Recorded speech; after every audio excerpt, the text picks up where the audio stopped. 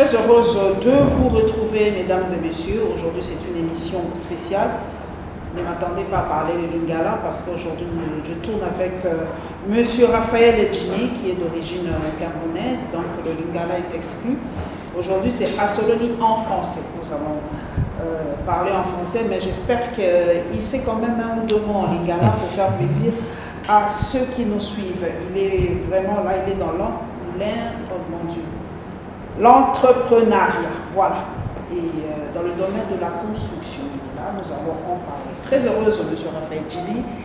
Merci, madame. Merci en tout cas de vouloir passer dans l'Alliance TV officielle. C'est une chaîne qui est beaucoup suivie et je sais que beaucoup de Congolais vont en tout cas comprendre ce que vous faites. Merci. Et peut-être s'y intéresser. Et je suis sûre qu'à travers ce canal, vous aurez beaucoup de clients. Merci en tout cas. Merci. Coach Raphaël Edjini, pourquoi cette passion de la construction d'abord? Vous savez, Madame Paulette, nous devons contribuer. Nous tous, nous sommes nés pour servir. Et je pense qu'à un moment de ma vie, certains problèmes que j'ai résolus pour moi-même, je me suis dit que je dois me mettre au service de l'humanité. Dans notre vision vraiment de développer des cités et venir de là. Vous avez commencé aux États-Unis. Oui, nous avons... Parlez-nous un peu de ce que vous avez déjà accompli aux États-Unis. Nous avons commencé aux États-Unis, comme je l'ai expliqué tout à l'heure. C'était d'abord un problème qu'on était en train de subir. Vous savez, on a toujours parlé du rêve américain. Mais pour beaucoup d'entre nous, ça ne s'est jamais manifesté, ça ne s'était jamais manifesté.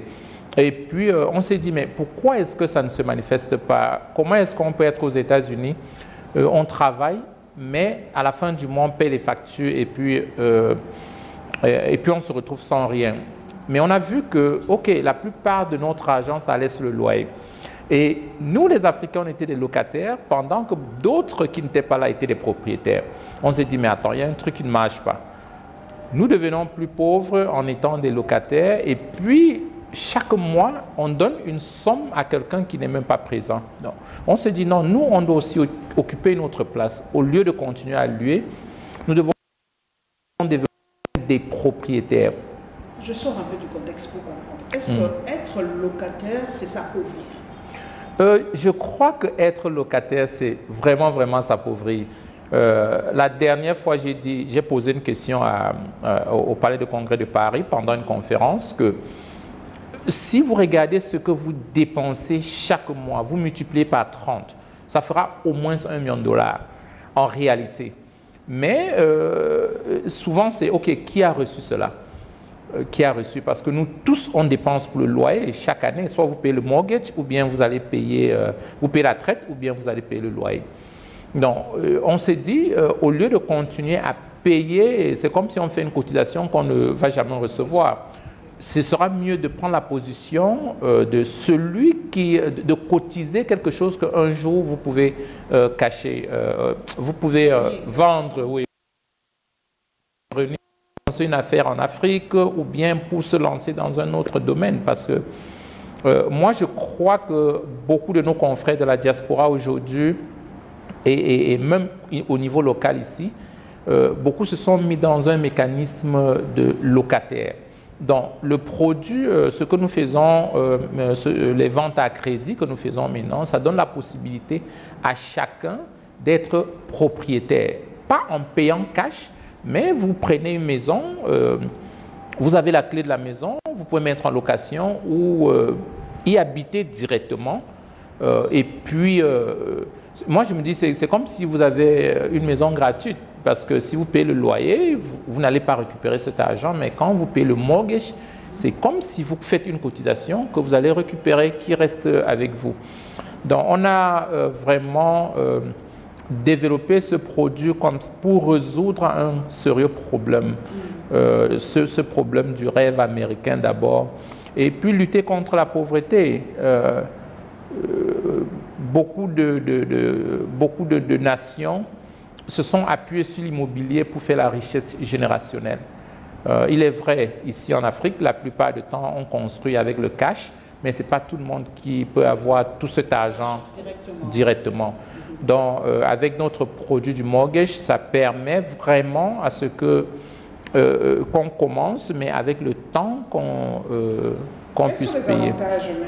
Djini, d'être propriétaire? Puisque là, vraiment, vous vous adressez à une masse. Ouais. Quels sont les avantages d'être propriétaire de sa propre maison? Permettez l'expression. Aujourd'hui, je pense beaucoup à la richesse générationnelle. Et surtout aux États-Unis aujourd'hui, quand vous prenez une maison à crédit et vous payez tout doucement, il y a des avantages qui viennent avec cela. Ça fait de vous un résident local, pas la résidence permanente, mais résident local d'une communauté. Donc, quand vous êtes dans une communauté, vous payez les taxes, ça donne droit aux enfants d'aller à l'école gratuitement. Ça donne droit à des réductions très élevées dans le domaine de la santé. Ça veut dire que vous pouvez vous faire soigner et recevoir la facture après. Et généralement, les résidents ont leur taux qui est complètement différent de ceux qui sont les étrangers, comme on le dit souvent. Donc, il y a beaucoup d'avantages. Aujourd'hui, le monde est devenu un petit village. Nous voulons exposer nos enfants à compétir avec un niveau beaucoup plus élevé et surtout acquérir certaines connaissances, parfois qu'on n'a pas au niveau local. Donc, il y a tellement d'avantages. Le bien immobilier apprécie chaque année. On a ouvert un site il y a presque 7 ans aujourd'hui, ce site qui est complètement vendu, qu'on vendait à 50 000 $ par hectare au niveau de Forni. Aujourd'hui, le même site est à presque 200 000 $ par hectare. Donc, en moins de 7 ans, il y a eu tellement d'appréciation, juste parce que Amazon est venu construire un très grand warehouse à côté du site. Donc, il y a beaucoup d'avantages dans l'investissement en immobilier. Aujourd'hui, les gens mettent l'argent dans les banques, mais chaque année, il y a des pressions. $1 million, il y a 10 ans, n'est plus $1 million. Vous ne pouvez pas acheter ce qu'on pouvait acheter avec $1 million il y a 10 ans aujourd'hui.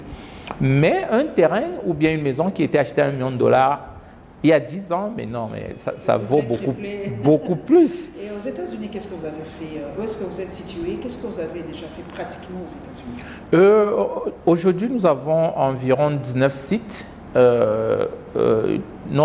qui sont à notre disposition. Bon, il est vrai, c'est déjà vendu à plus de 80%. C'est dans quelle ville? L'État du Texas.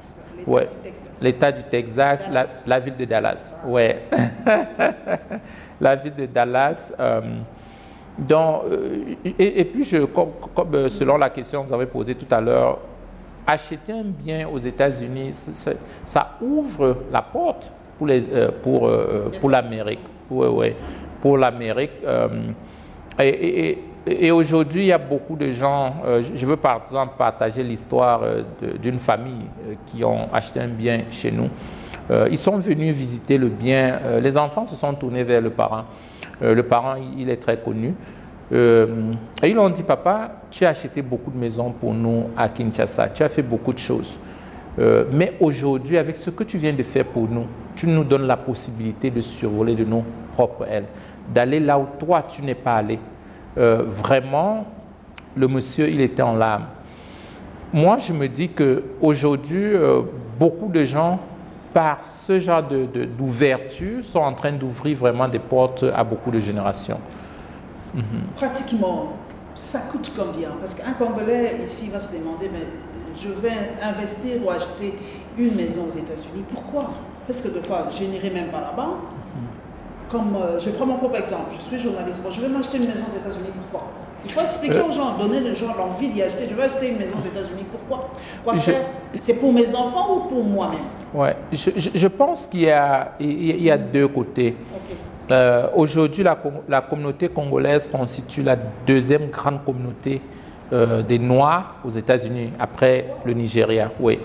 Et quand je vois ce qui se passe au Congo aujourd'hui, c'est la diaspora congolaise qui est en train de rentrer, reconstruire le pays, la nouvelle technologie et tout cela. Ce sont des gens qui sont allés étant très jeunes. Ils se sont exposés à une autre connaissance. Peut-être qu'on n'a pas accès à ça au niveau local. Donc aujourd'hui, ils sont en train de rentrer, vraiment reconstruire le pays. Moi, je ne vois pas seulement souvent le bien. Je vois ça comme l'ouverture d'une porte vers une grosse nation. Qu'on soit homme d'affaires, aujourd'hui les hommes d'affaires, pendant nos visites, parce qu'on fait 2 visites par an, chaque année, il y a un homme d'affaires qui est arrivé dernièrement, on faisait la visite chez John Deere, il voyait des tracteurs, des engins qui coûtaient 30 000 $, il a dit non, attends, mais ce tracteur ça coûte 85 000 $ au Congo. Donc, que vous soyez homme d'affaires ou bien juste parent, s'exposer aussi à d'autres marchés, je pense que ça nous stimule de ne pas seulement être des acteurs au niveau local, oui. On peut être local, mais penser globalement. Avec la nouvelle mondialisation, ce sont des ouvertures aussi. Ça coûte combien, par exemple? Est-ce que vous avez des maisons à différents prix? Oui, nous avons des maisons, ça part de 250 000 $ jusqu'à, on a des maisons des millions de dollars. Oui, des très belles. Donc, comment c'est échelonné, puisque quand on attend 250 000 $? Et puis, la bonne nouvelle, c'est que vous pouvez prendre et payer doucement pendant 30 ans. Donc, on fait des down payments parfois de 30 à 50% selon la valeur de la maison et puis selon la qualification du client aussi. Parce qu'on s'assure que le client peut repayer. Et puis le client peut repayer pendant 30 ans. Donc, quand vous prenez la maison, vous avez les clés, vous pouvez mettre le locataire dans la maison et puis repayer pendant 30 ans. Et puis, ce n'est pas seulement les maisons. Okay. Nous avons aussi des terres, pas des hectares. Ouais, les acres, nous les vendons à 50 000 $. Donc, vous avez aux États-Unis, oui. Et vous pouvez aussi faire un apport personnel de 5 000 $, le reste vous payez en 30 ans. Et il faut insister que nous encourageons beaucoup de nos clients de venir sur place, pendant les cérémonies, parce qu'on fait 2 cérémonies par an, de venir sur place faire des visites. Ou ceux qui sont aux États-Unis, de venir dans nos bases, visiter les différents sites. Ici, vous incitez les Congolais d'aller là-bas et là-bas de venir ici. Ouais, est-ce qu'ici à Kinshasa, vous avez déjà commencé à construire ou vous avez déjà des constructions finies? Et les prix, s'il vous plaît. Oui, nous sommes en train de travailler en partenariat avec des grands développeurs pour les questions de publicité. Au niveau local, nos clients nous ont fait appel parce que beaucoup de nos clients nous ont dit, mais attends coach, nous voulons aussi construire au pays, nous voulons investir au pays, mais on n'est pas là tout le temps. Est-ce que vous pouvez nous accompagner? Donc, le produit qu'on amène au niveau local, c'est que si vous avez peut-être un appartement que vous voulez acheter et puis vous êtes notre client aux États-Unis, on peut vous accompagner pour l'achat au niveau local. Donc, ce sera le même processus. Oui, mais au niveau local, on ne dépasse pas 10 ans. Vous avez peur que... Non. Bon, c'est quelque chose qu'on vient de commencer. On veut s'assurer que... Ça va bien évoluer. Exactement. Donc, vous avez des coins bien précis ici où c'est toute la ville de Kinshasa? On veut rester beaucoup plus à la Gombe et puis un peu limité, mais rester dans le centre-ville. Pourquoi? Et pourtant, on reproche, on dit que Kinshasa, la Gombe est déjà trop saturée. Moi, je suis quinoise, je sais de quoi je parle. Gombe est déjà saturé, pourtant il y a de l'espace vers l'Antsele, Maluku, partout ailleurs. Pourquoi la Gombe? La Gombe, pour moi, est ultra saturée. Ouais. Ultra saturée. C'est pourquoi on a notre projet de 10 000 logements qui sera vers l'Antsele. Ouf, ça me soulage. Oui, ce sera le même processus et puis les maisons seront à moins de 10 000 $, à moins de 100 000 $, mais des maisons très modernes. Très moderne. Mais quels sont les procédés? Comment vous contactez? Parce que là, ça m'intéresse. Chez moi, ça m'intéresse. Comment vous contactez pour avoir une maison? Parce que l'Antsele, il y a déjà eu beaucoup de gens comme ça, permettez, je le dis. Il y a eu beaucoup de truands, de charlatans qui sont venus avec des projets comme ça. Les gens ont payé, mais à la fin, ils n'ont jamais rien obtenu. Nous, on ne vend pas les projets on ne vend pas des maisons sur papier. On vend des maisons construites. Donc, c'est pourquoi on ne parle pas déjà trop de ça, parce que c'est après après la construction, oui, oui. Comment vous contactez? C'est combien de prix? Parlez-nous un peu de ces maisons, parce que moi, ça m'intéresse. Nos bureaux sont ici en face de Pullman. Okay. Nous sommes en train de constituer la liste des potentiels acheteurs. Il est vrai, on est déjà presque à 40%, parce que ce sont les clients de la diaspora qui mais c'est ça notre premier projet de construction au niveau local. Mais non, il y a des appartements que nous avons ici au niveau de la Gombe. Les locaux sont déjà intéressés à ça? Ou ils ont déjà contacté les locaux? Oh oui, oui, on a vraiment de très longues listes d'attente pour les constructions au niveau local aussi. À Lancelé, Maluku, vous avez choisi là-bas? Lancelé, Maluku, c'est deux communes différentes. Oui. Donc, Donc, voilà un peu... Mais quels sont les matériaux? Parce que quand je vois aux États-Unis, par exemple, on utilise beaucoup plus de matériaux locaux. Ouais. Hein, je vois beaucoup... Les Américains aiment beaucoup le bois, le simili-bois ou des trucs comme ça.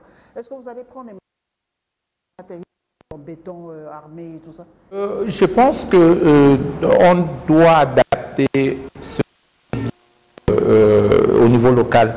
Au niveau des États-Unis, on utilise par rapport à la température. On a l'hiver, on a l'été, mais ici, on n'a pas... la température est beaucoup plus différente. Mais dans la construction, on doit s'assurer que c'est ce sera durable.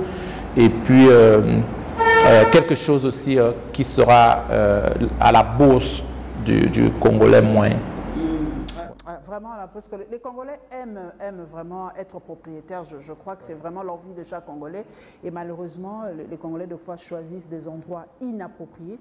Ces derniers temps, vous voyez les démolitions. J'espère que vous avez choisi de lieux appropriés. Hein, parce qu'on ne veut pas, dans 10 ans, on vienne casser les maisons des pauvres Congolais. C'est pourquoi on travaille main dans la main avec le gouvernement pour s'assurer que le zonage est vraiment ça. Et, on travaille avec le ministère. Oui, et on doit respecter...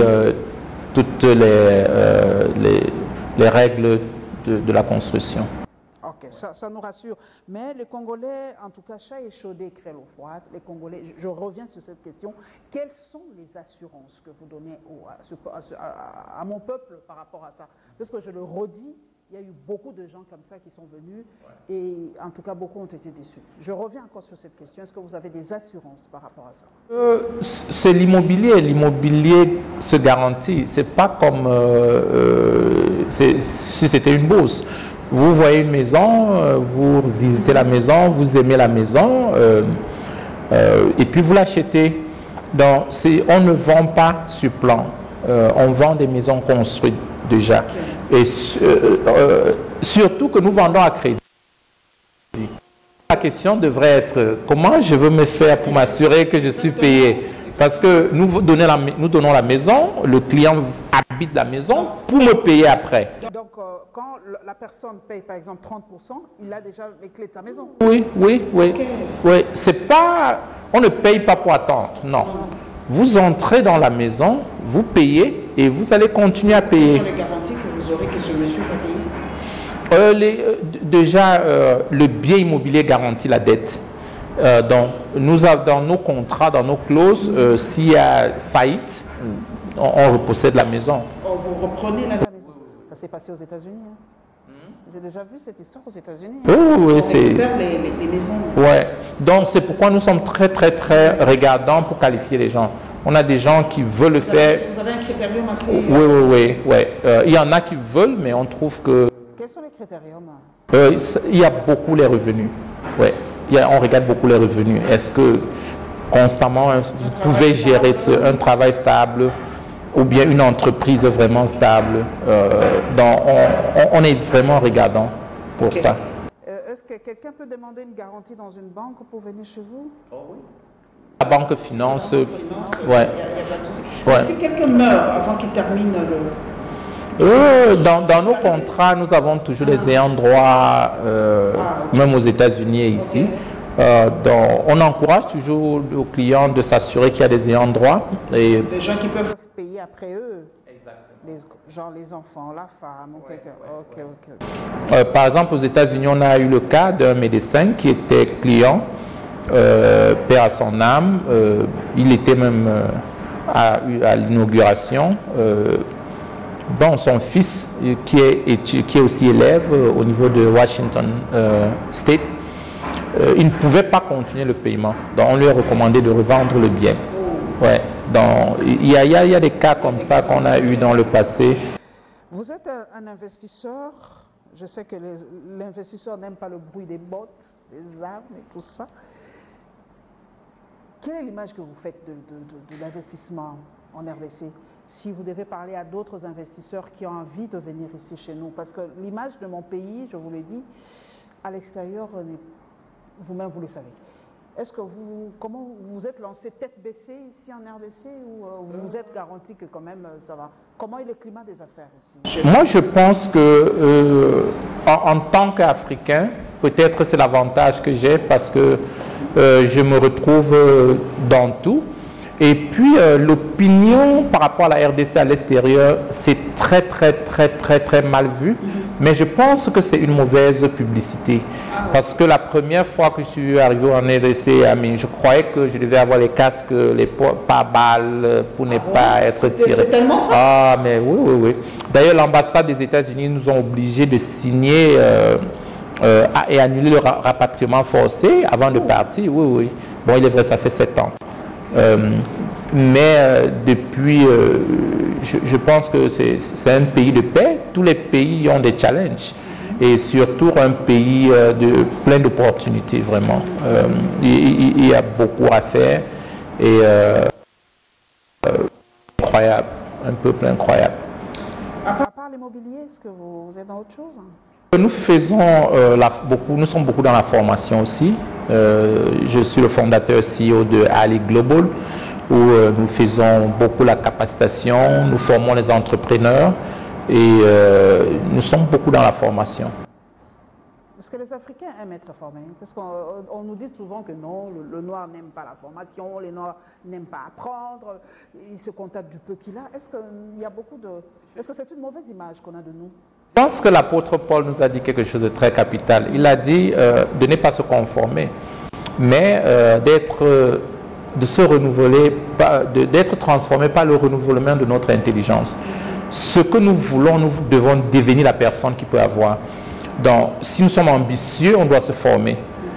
Si on n'est pas formé, ça veut dire que nous-mêmes, on s'est mis les limites. Donc, aujourd'hui, je pense que se former, c'est la clé. Nous devons être transformés chaque jour parce que la connaissance d'hier ne peut pas nous permettre de construire le futur. Donc la capacitation est capitale vraiment.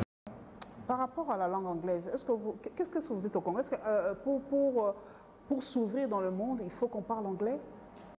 Je dirais que je ne pense pas que le monde est devenu un petit village. Et aujourd'hui, il est vrai, je connais beaucoup de Congolais aux États-Unis qui sont des grands leaders, des très grands leaders.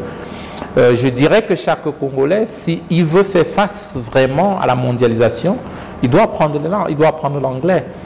On n'a plus le choix. Sinon, le chinois qui est à Canton va dominer le marché local. Donc aujourd'hui, nous disons aux entrepreneurs, ne soyons pas seulement des acteurs au niveau local. Ouvrons-nous dans le monde aussi. Allons compétir. Tout le monde est en train de venir compétir au niveau local. Pourquoi rester les acteurs au niveau local? Et c'est d'ailleurs pourquoi nous encourageons beaucoup d'entrepreneurs de lever les fonds vers les États-Unis, entrer sur le marché américain. Le Congo, c'est l'un des pays avec beaucoup d'avantages, même pour investir aux États-Unis. On ne paye pas les taxes pour la nourriture qui entre et le manque d'opportunités de deux côtés. Ouais. Je veux aussi que vous avez fait le judo? Professionnel et j'ai participé aux Jeux Olympiques. De quelle année? Atlanta. Atlanta? Ouais. Ça c'est des années 80? 2000? Non, avant 2000. Avant 2000, ouais. Hein. Mais quel est le rôle du sport dans la vie d'un homme? Je pense que le sport m'a beaucoup aidé. J'étais quelqu'un de très timide et le sport, surtout le judo, ça démontre la vie vraiment. Parce qu'à un moment, quand on crée la résistance, on développe la pression. Et le sport nous donne cette assurance intérieure et surtout développe la résilience en nous. Parce que tout ce qu'on veut dans la vie, on peut l'avoir si on travaille dur pour ça, si on travaille dur. Est-ce que c'est facile? Non, je ne dirais pas que c'est facile. Mais est-ce qu'on peut? Oui. Partant peut-être de mon histoire, je suis parti de l'Afrique quand j'avais 17 ans. J'ai toujours dit aux gens, chez nous, on ne savait pas quand est-ce qu'on pouvait avoir notre prochain repas.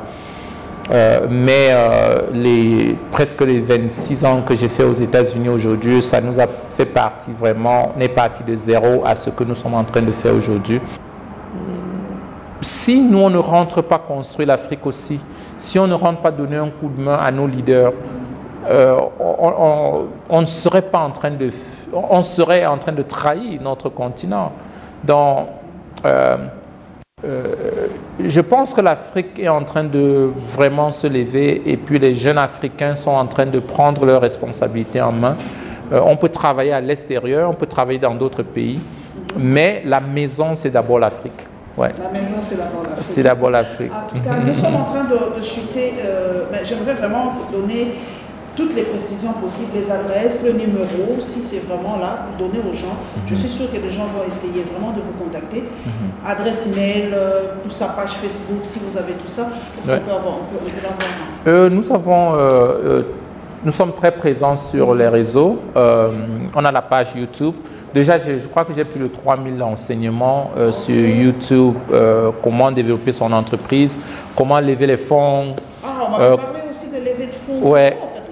Lever les fonds, vous savez, beaucoup de gens ont des projets, mais parfois les projets meurent parce qu'ils sont alignés dans les banques. Alors qu'il y a beaucoup d'autres méthodes pour lever les fonds, pour faire des partenariats stratégiques. En tout cas, nous sommes en train de chuter. J'aimerais vraiment donner toutes les précisions possibles, les adresses, le numéro, si c'est vraiment là, donner aux gens. Je suis sûre que les gens vont essayer vraiment de vous contacter. Adresse email, tout ça, page Facebook, si vous avez tout ça, est-ce qu'on peut avoir, on peut l'avoir? Nous sommes très présents sur les réseaux. On a la page YouTube. Déjà, je crois que j'ai plus de 3000 enseignements sur YouTube. Comment développer son entreprise, comment lever les fonds. On m'avait parlé aussi de lever de fonds. C'est quoi en fait lever de fonds? Lever de fonds, vous savez, beaucoup de gens ont des projets, mais parfois les projets meurent parce qu'ils sont alignés dans les banques. Alors qu'il y a beaucoup d'autres méthodes pour lever les fonds, pour faire des partenariats stratégiques. La grande question maintenant, c'est quoi? Qui a besoin de vous? Si vous venez voir quelqu'un comme moi, par exemple, qui a besoin de la visibilité, j'ai tellement d'entreprises qu'il faut toujours communiquer dessus. Vous me dites, OK, Master Coach, je fais un deal avec vous, vous me donnez un studio, je vous donne l'espace. Mais là, je vous donne l'espace. Vous voyez que vous allez déjà lever des fonds, que vous avez besoin. Vous avez besoin de banquier. Il y a des mécanismes pour lever des fonds et parfois, on pense que c'est le banquier qui peut nous aider. Mais en réalité, vous êtes une solution pour quelqu'un. Moi, je dis toujours, quand celui qui a l'argent rencontre celui qui a les idées, tu prends l'argent, l'autre prend les idées. C'est service contre service. Oui, donc c'est toujours comme ça dans la vie. Plus nous apportons de la valeur dans le monde, plus nous sommes payés. Et chacun a quelque chose à donner. Chacun a quelque chose à donner. Et parfois, on ne se rend pas compte du potentiel qu'on a, tellement de choses qu'on a à donner. Je viendrai directement au studio, aidez-moi à lever les fonds.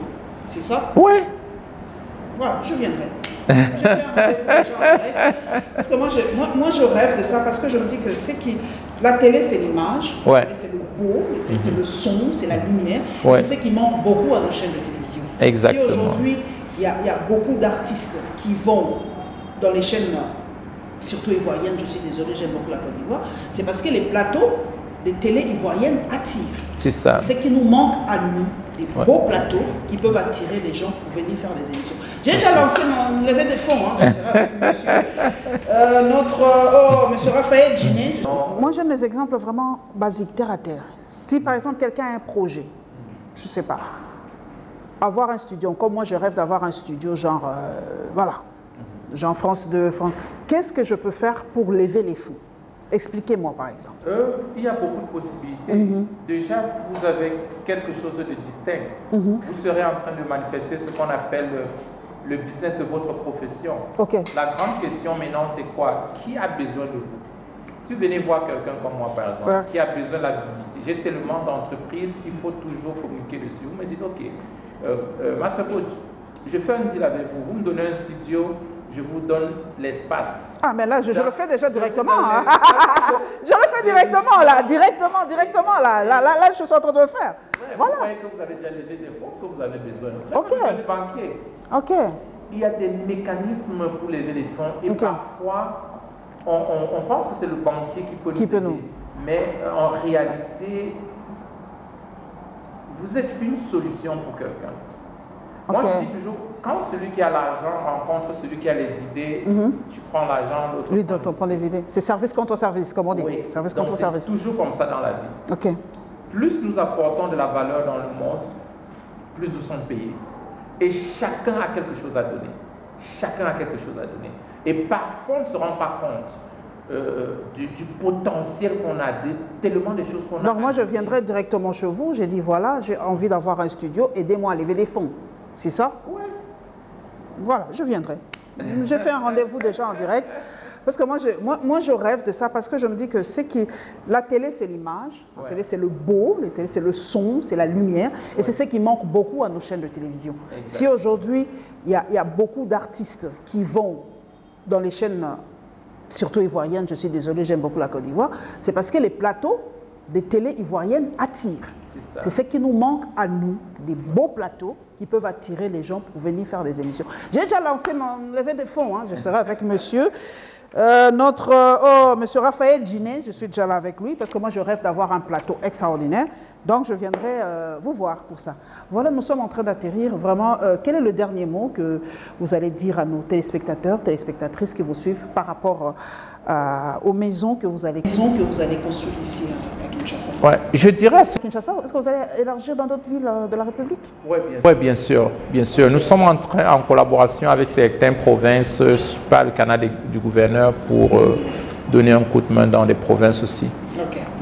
D'ailleurs, on a signé l'accord l'année dernière pour le développement des provinces, l'accompagnement pour l'implémentation de certains projets stratégiques.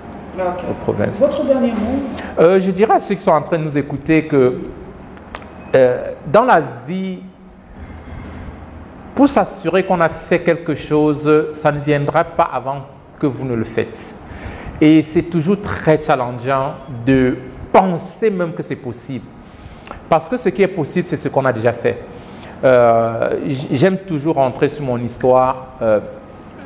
Aujourd'hui, quand je vois où je suis et où j'étais, il n'y a pas maths.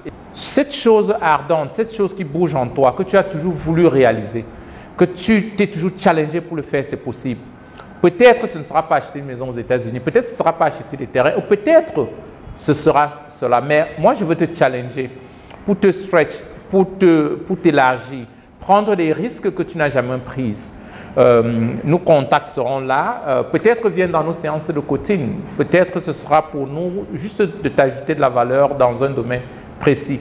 Parce que Dispensation, c'est juste un département de nos entreprises. Nous voulons capaciter 2 milliards de personnes en les poussant à accomplir vraiment les objectifs que Dieu les a amenés sur la terre pour le faire. Et je crois que tu es cette personne. Non, je suis pasteur, je ne suis pas chrétien. Vous êtes pasteur, mais ce n'est pas la même chose. Être pasteur, c'est pas être chrétien? Chrétien, c'est celui qui a cru. Disciple, c'est celui qui a accepté et qui pratique. Pasteur, c'est le berger. Le français, c'est subtilité. Voilà, il est pasteur. Cet amour, il parle vraiment avec compassion, avec amour. Et c'est ce qui manque beaucoup à nos investisseurs, aux hommes de métier, parce que de temps en temps, on appelle les gens qui manipulent l'argent des requins. Je ne sais pas pourquoi on appelle cette expression. Des requins dans le monde des finances, dans le monde de l'argent, on parle de requins. Mais j'ai l'impression ici qu'on a un dauphin. Merci. Donc donc il faut le contacter. Il y a même des motivations personnelles, coaching personnel. Il va vous apporter une plus-value. Vraiment, moi je sais que je dois le faire, malgré mon âge, je crois que j'ai besoin d'en rajouter toujours. Il faut toujours apprendre, comme M. Djiné l'a dit, toujours apprendre, ne jamais cesser d'apprendre, toujours améliorer ce que vous avez. Merci M. Djiné, très heureuse en tout cas d'avoir été avec nous. Merci. Merci en tout cas. Achetons-nous des parcelles. Hein, c'est vraiment un très bon investissement. Je vois la richesse de Trump, c'est l'immobilier. Ouais, vous le savez, Trump a été milliardaire parce qu'il a investi dans l'immobilier. Peut-être c'est que nos parents à l'époque, vous savez, peut-être pas. Voilà. Merci et très heureuse en tout cas d'être parmi nous. Abonnez-vous massivement à la Lyon TV officielle. Abonnez-vous massivement. Peut-être dans une année, dans 2 ans, vous allez voir peut-être un magnifique studio avec l'aide de Raphaël Djiné. Merci.